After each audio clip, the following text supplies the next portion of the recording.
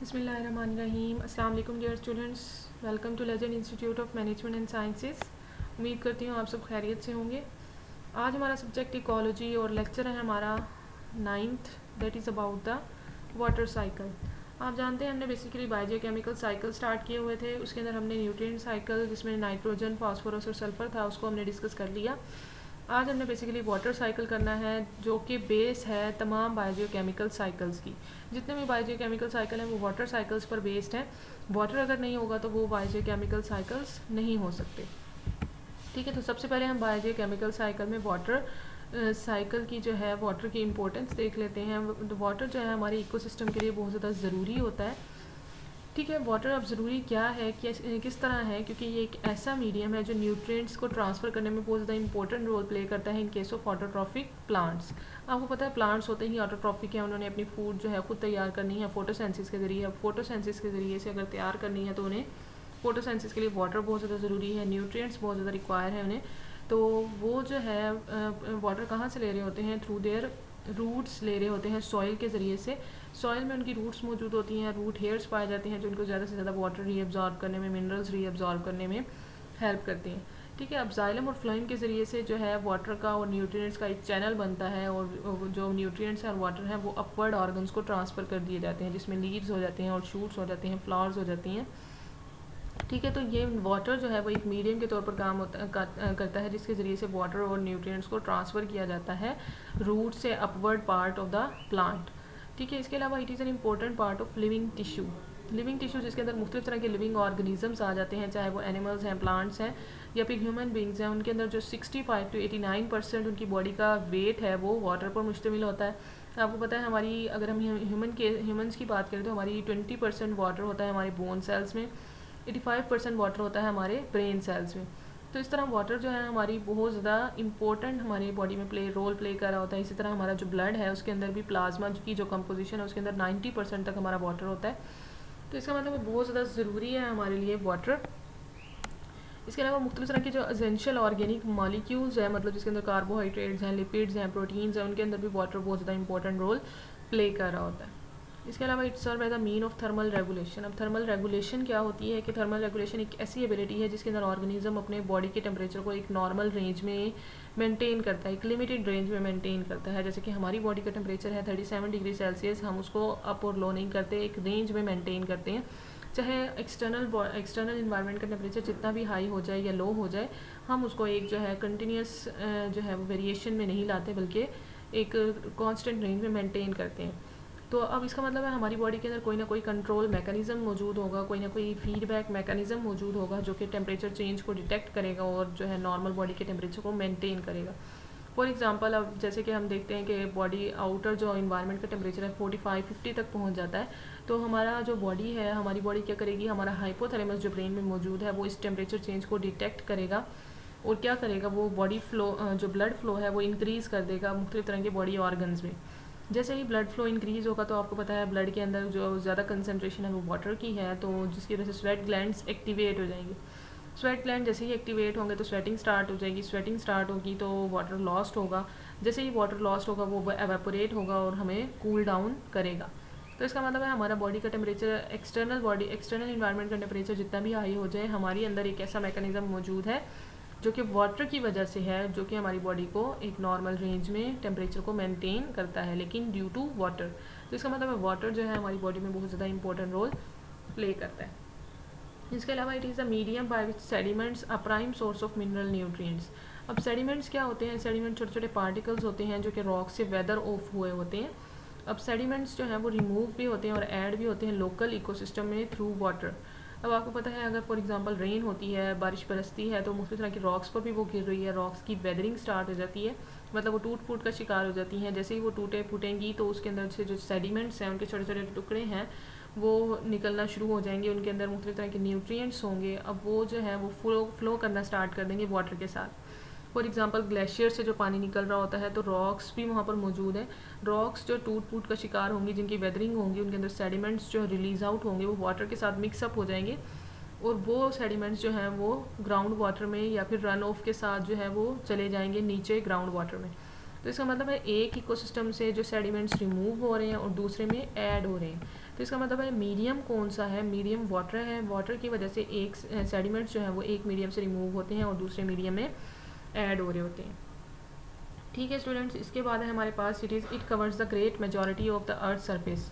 अब आपको पता है हमारी अर्थ का 70% जो हिस्सा है वो वाटर पर मुश्तमिल है, जिसके अंदर सीज़ हैं, ओशंस हैं, रिवर्स हैं, आइस कैप्स हैं, मुख्तलिफ तरह के इसके अंदर वाटर के एक्वेटिक इकोसिस्टम्स आ जाते हैं।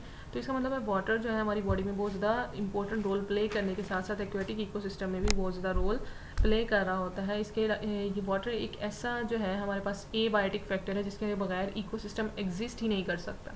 ठीक है, इकोसिस्टम फंक्शन ही नहीं कर सकता, मेंटेन ही नहीं हो सकता, लाइफ सर्वाइव ही नहीं कर सकती, और बायोजियोकेमिकल साइकिल्स हैं वो एग्जिस्ट ही नहीं कर सकते।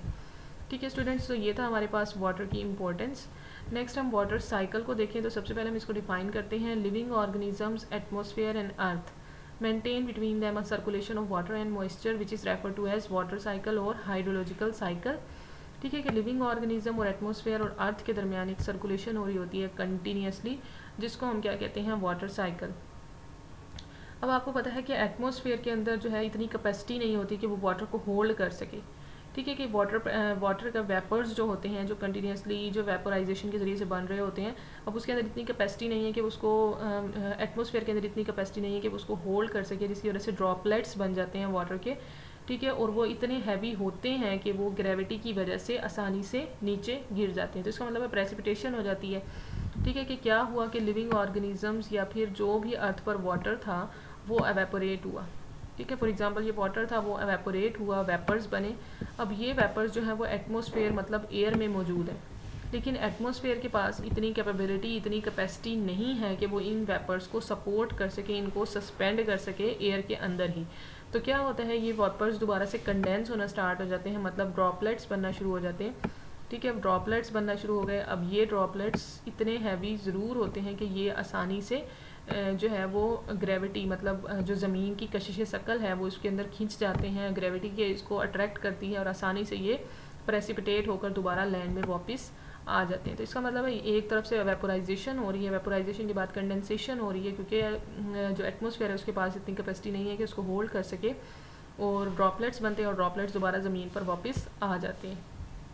ठीक है स्टूडेंट्स, तो ये इस तरह से सर्कुलेशन होती है, इसको हमने डिटेल में डिस्कस करना है। The hydrological cycle is driven by the solar energy and gravity. ठीक है कि एक तरफ तो सोलर एनर्जी काम कर रही है और दूसरी तरफ ग्रेविटी काम कर रही है।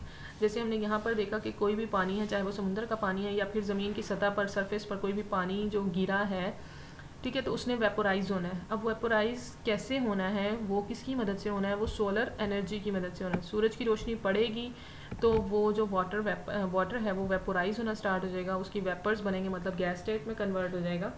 अब वो वेपर्स जो बने हैं वो कंडेंस होना स्टार्ट हो जाते हैं, वो कंडेंस होते हैं तो ड्रॉपलेट्स बनते हैं। अब वो ड्रॉपलेट्स ज़मीन पर गिरते हैं, किस वजह से, ग्रेविटी की वजह से। तो इसका मतलब है एक तरफ जो है वो सोलर एनर्जी सपोर्ट कर रही है वाटर साइकिल को और दूसरी तरफ ग्रेविटी सपोर्ट कर रही है वाटर साइकिल को।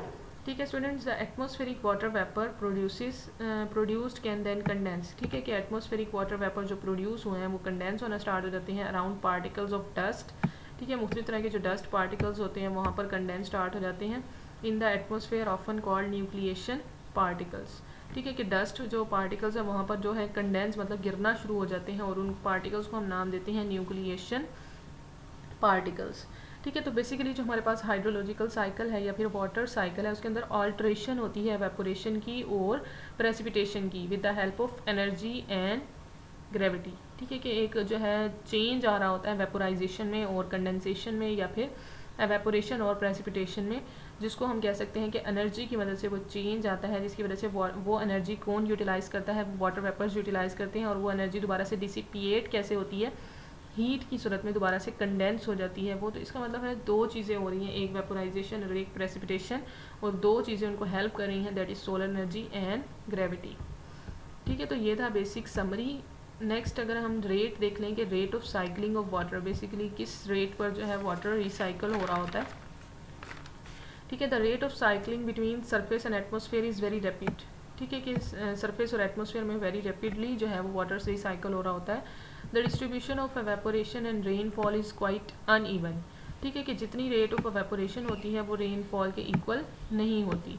If we compare the annual evaporation and precipitation over land and sea, we find that relatively more water precipitates on land than evaporates from land. ठीक है कि इसका मतलब ये हुआ कि प्रेसिपिटेशन ज़्यादा होती है एज़ कम्पेयर टू एवेपोरेशन, मतलब पानी एवेपोरेट कम हो रहा है और नीचे ज़मीन पर मतलब बारिश की सूरत में दोबारा वापस ज़्यादा आ रहा है। प्रेसिपिटेशन ज़्यादा हो रही है और एवेपोरेशन कम हो रही है। यही वो फैक्टर है जो हमारी टेरिस्ट्रियल ऑर्गेनिज्म को बहुत ज़्यादा सपोर्ट देता है। आपको पता है टेरिस्ट्रियल ऑर्गेनिज्म ने वाटर को जो है अपने डोमेस्टिक पर्पज़ के लिए भी यूज़ करना है, फीडिंग पर्पज़ के लिए मतलब पीने के लिए भी इस्तेमाल करना है। इसके अलावा मुख्तलिफ़ तरह के पर्पज़ हैं जो उसने वाटर को यूज़ करना है।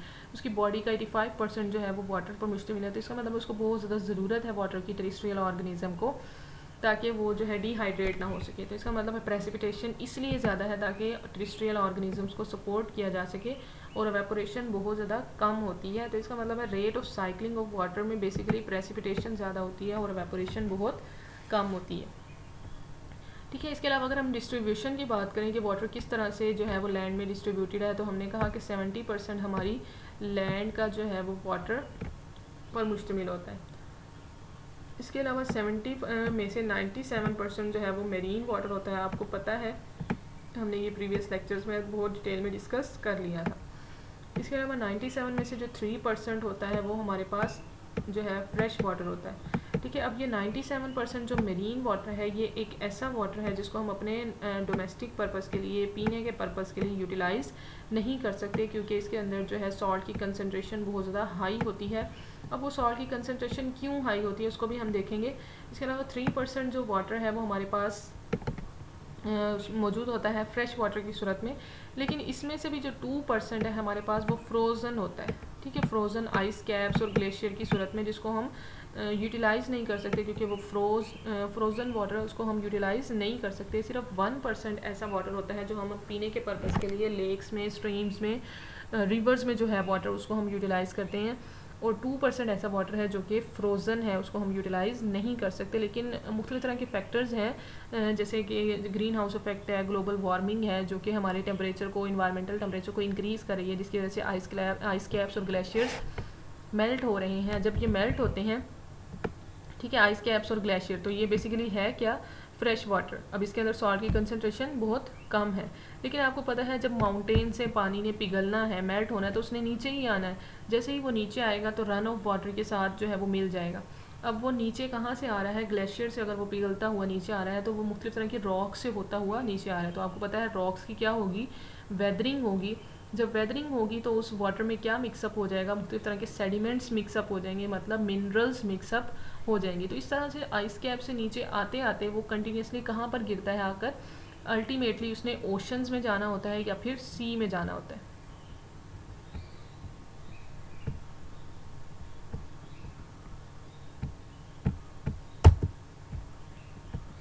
ठीक है स्टूडेंट्स, तो अब ये जो वाटर फ्लो कर रहा है, फ्रेश वाटर जो कि निकल रहा है आइस कैप्स और ग्लेशियर से मेल्ट हो रहा है, उसको वेदरिंग के ज़रिए से मुख्तलिफ़ तरह के सेडिमेंट्स को कलेक्ट करता हुआ अल्टीमेटली वो वाटर कहाँ पर गिर जाता है, समुद्रों में और सीज़ और ओशंस में गिर जाता है। तो इसका मतलब है वो किस वजह से उसके अंदर न्यूट्रिएंट्स या फिर सॉल्ट की कंसनट्रेशन ज़्यादा हुई, क्योंकि वो कंटिन्यूसली मुख्तलिफ़ तरह के फ्लोज, मुख्तलिफ़ तरह की जो रास्तों से फ़्लो होता हुआ आ रहा है, उसके अंदर मुख्तलिफ़ तरह के मिनरल्स और न्यूट्रिएंट्स ऐड हो रहे हैं, जिसकी वजह से हमारे मेरीन वाटर में सॉल्ट की कंसनट्रेशन बहुत ज़्यादा हो जाती है और फ्रेश वाटर में सॉल्ट की कंसनट्रेशन कम होती है।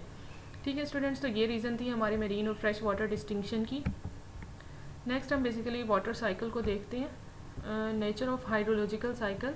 The hydrological cycles over the ocean is extremely simple. कि ओशन में तो आसानी से वेपोरेशन हो रही होती है और बहुत ज़्यादा सिंपल मैकेनिज्म चल रहा होता है वहाँ पर। The water is evaporated from the surface of the ocean and water vapours form the cloud. ठीक है, कि वाटर जो वेपोरेट होता है वो क्लाउड्स बनाते हैं। जब क्लाउड्स कूल डाउन होते हैं तो वो आसानी से प्रेसिपिटेट हो जाते हैं और वाटर रेनफॉल के तौर पर ज़मीन में वापस दोबारा आ जाता है। ठीक है, तो ये था हमारे पास nature of hydrological cycle oceans के केस में। ठीक है, अगर लैंड की बात करें कि लैंड के केस में क्या हो रहा होता है, ठीक है, तो पहले हम इसको देख लेते हैं। Consequently the roots of hydrological cycles on land. Land की केस में अगर हम बात करें, can be divided into following 3 main categories. के लैंड के केस में 3 कैटेगरीज में हम इसको डिवाइड करते हैं। सबसे पहले है द रैपिडली साइक्लिंग पोर्शन, जिसको हम कहते हैं एवेपो ट्रांसपायरेशन, जिसके अंदर एवेपोरेशन भी हो रही होती है और ट्रांसपायरेशन भी हो रही होती है। अब एवेपोरेशन एक अलग मैकेनिज्म है, ट्रांसपायरेशन एक अलग मैकेनिज्म है, जिसको हमने नेक्स्ट देखना है, which includes evaporation and transpiration. इसके अलावा the less rapidly cycling water the surface run of, ठीक है, कि जो वाटर मेल्ट ऑफ होकर या फिर प्रेसिपिटेशन के थ्रू आ रहा होता है उसको हम क्या कह रहे हैं, surface run of.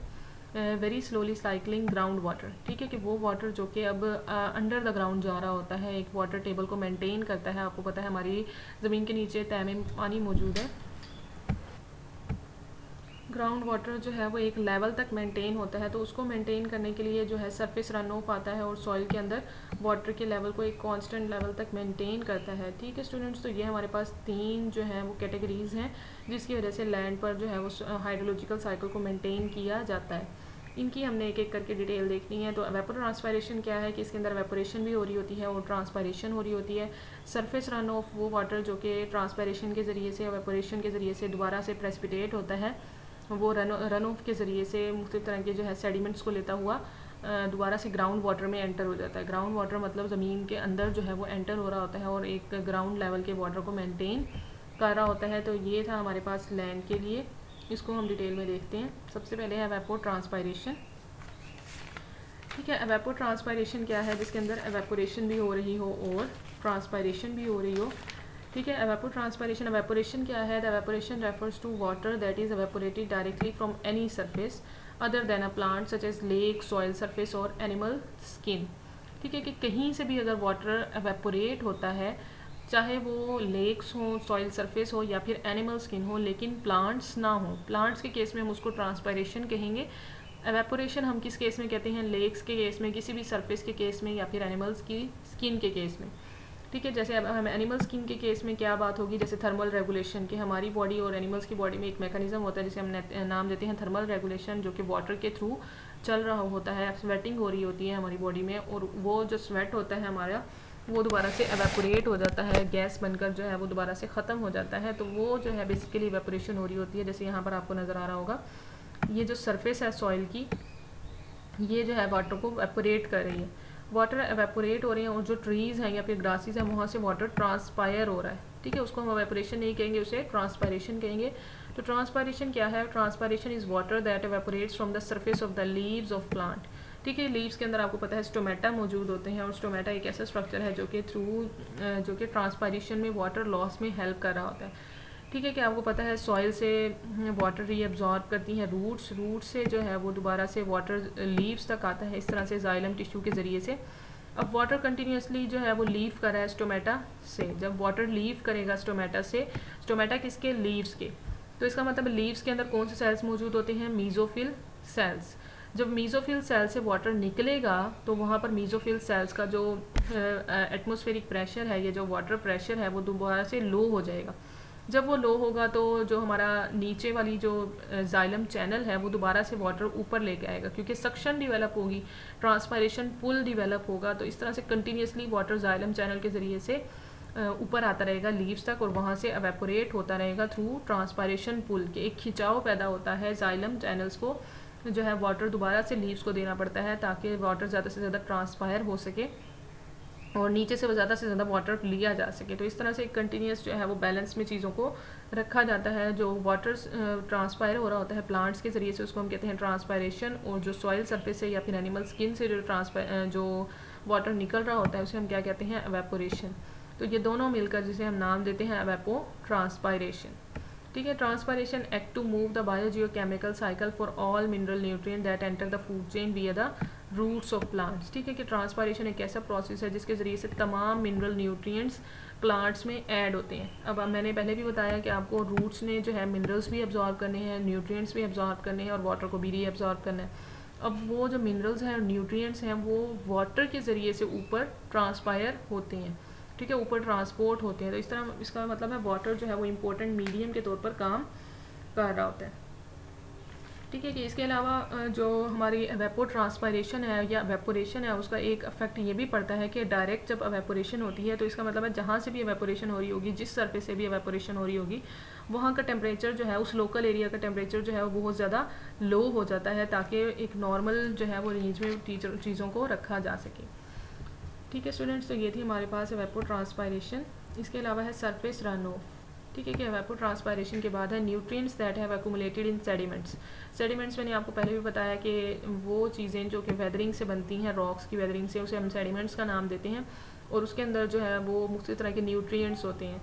Nutrients that have accumulated in sediments और soils can be eroded by streams. ठीक है कि स्ट्रीम्स के ज़रिए से उनको एरोड किया जा सकता है, रिमूव किया जा सकता है all together from a local ecosystem, और soluble nutrients may be carried by soil seepage into surface waters which they are remove from the area, where they are remove from the area. अब होता क्या है कि वो water जो continuously कहीं से जो है रन ऑफ होकर आ रहा है, जैसे अगर आप आइस कैप्स की बात करें, जैसे मैंने आपको पहले भी बताया, ठीक है, आइस कैप्स और ग्लेशियर जब मेल्ट डाउन होते हैं तो वहाँ पर जो है वो रॉक्स से होते हुए आ रहे हैं। रॉक्स जो है सेडिमेंट्स बनाती हैं, सेडिमेंट्स के अंदर न्यूट्रिएंट्स हैं, तो वाटर के अंदर सेडिमेंट्स मिक्सअप हो जाते हैं, वही वाटर जो है वो स्ट्रीम्स के साथ जो है वो एरोड हो जाता है, मतलब मुख्तलिफ तरह की स्ट्रीम्स में जो मुख्तलिफ तरह के न्यूट्रिएंट्स है उसको भी मिक्सअप कर लेता है अपने साथ। इस तरह से वो न्यूट्रिएंट्स को एक जगह से दूसरी जगह रिमूव कर रहा है, और एक जगह से ऐड कर रहा है, एक जगह से रिमूव कर रहा है।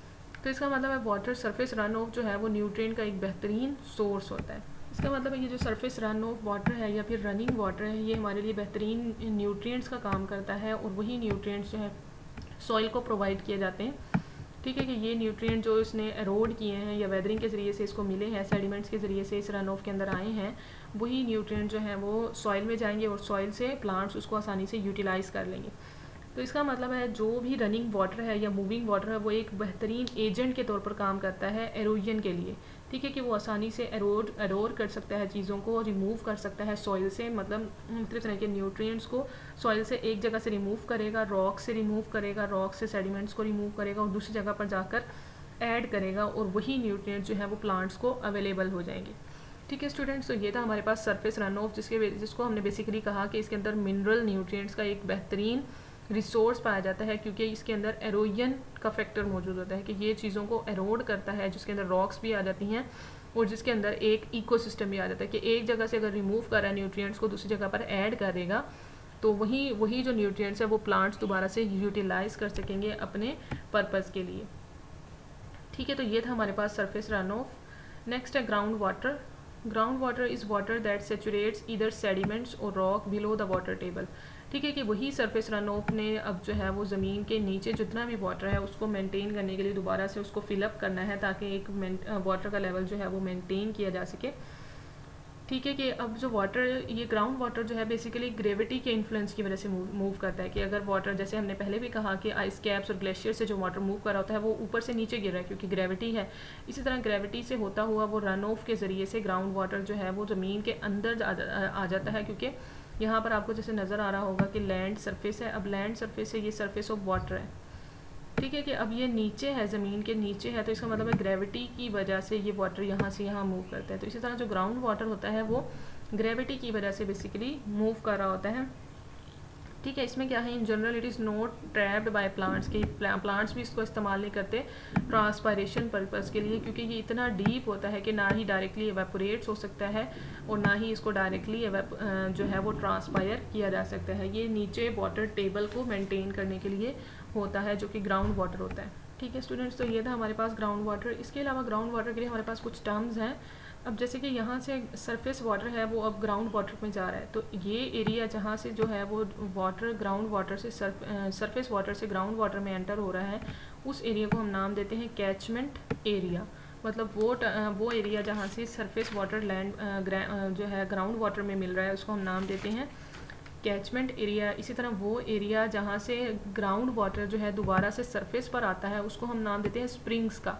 जैसे आप हॉट स्प्रिंग्स कहते हैं कि जब वाटर बहुत ज़्यादा हीटअप हो जाता है, ज़मीन के अंदर जो पानी है बहुत ज़्यादा हीटअप हो जाता है, तो लावा की सूरत में या निकलता है बाहर, या फिर हॉट स्प्रिंग्स की सूरत में जो है मटेरियल बाहर निकलता है। तो इसका मतलब उसको हमने स्प्रिंग्स का नाम इसलिए दिया क्योंकि अब ग्राउंड वाटर जो है वो सरफेस पर वापस आ रहा है, तो उसको हम नाम देंगे स्प्रिंग्स का। ठीक है, तो इसी तरह जो वाटर जो है हमारे पास ग्राउंड वाटर होता है वो रॉक्स के साथ जो मूव करता है। ठीक है, तो इस तरह से रॉक्स के साथ साथ हमारे पास ग्राउंड वाटर आ रहा है, और वो एरिया जहाँ से मूव कर रहा है उसको हम क्या कह रहे हैं, कैचमेंट एरिया, और इसको हम क्या कह रहे हैं, जहाँ से दोबारा से सरफेस पर आ रहा है उसको हम क्या कह रहे हैं, स्प्रिंग्स। ठीक है, तो यहाँ पर आपको जो है वो इससे क्लियर हो रहा होगा कि ये ग्राउंड वाटर का लेवल है जो कि वाटर टेबल को मेंटेन कर रहा है। इस तरह से ऊपर जो है ये वाटर है, तो इस तरह से हमारे पास बेसिकली 3 चीज़ें आई वाटर साइकिल में। लैंड की जो है वो वाटर साइकिल में, उसके अंदर हमारे पास जो है वेपो ट्रांसपायरेशन, जिसके अंदर जो है ट्रांसपायरेशन प्लांट से हो रही होती है, वेपोरेशन किसी भी सरफेस से या फिर एनिमल्स की स्किन से हो रही होती है।